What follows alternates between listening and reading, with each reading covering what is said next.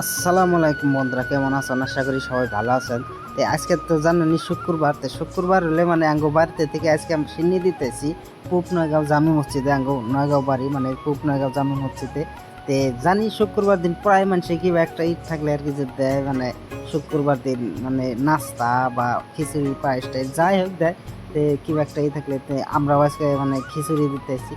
পূব নয়গাঁও যেটা জামি মসজিদের ভিতরে যেটা পরিবেশ গাইস কত সুন্দর, মানে আর শুক্রবার দিন হলে মানে মসজিদটা ভর্তি হয়ে যায়, কিন্তু অন্য দিনে মানুষ নামাজ পড়ে না। তাই আশা করি যে সবাই 5 ওয়াক্ত নামাজ পড়ো, তার সাথে আমরাও জানি পড়ার তৌফিক দান করে আল্লাহ।